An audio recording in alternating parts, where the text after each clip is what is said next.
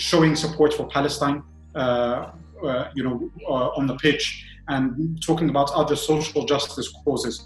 What was your inspiration for you to decide not just to stand your own ground, but actually essentially be a hero for other people?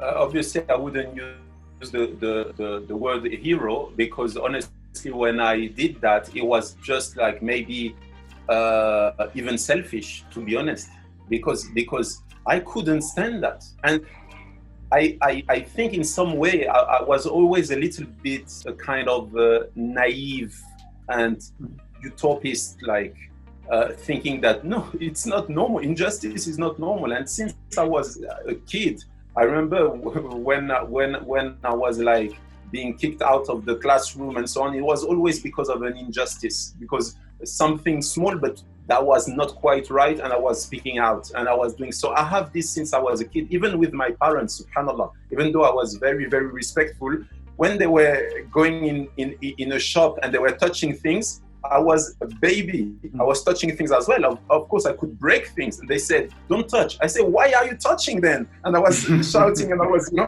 So I was always like kind of a bit.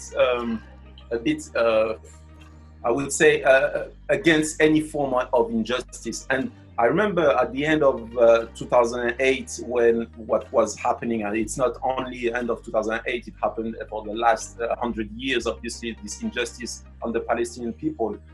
But I just couldn't live with myself if I didn't do anything. And to be honest, like what I could do the best was playing football. And I said, okay, I'm going to use that.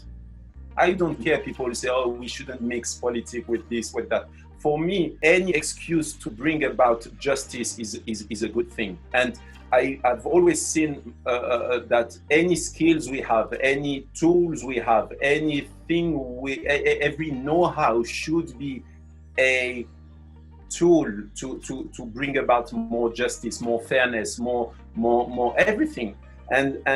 And I said, no, I just couldn't, because I was really shocked. Like I'm shocked today with what happened to George Floyd, for example.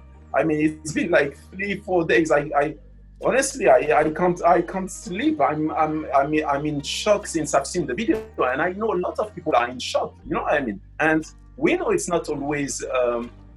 It's not always easy. I mean, a person, we have a lot to manage in terms of injustice and so on. Because for me, there's no difference. You're talking about the situation of Palestine, but obviously I'm not an Arab. But for me, this is obviously a clear injustice. And this is the same for the Chinese, for the Uyghur in China. And so this is just unacceptable. Of course, sometimes we have to pick and choose and say, okay, let's not dilute our effort, because I can't in the same time fight in the same amount of effort with all the injustice in the world. This is impossible. You wouldn't even live your own life if you did that. And some people are doing almost that, to be honest.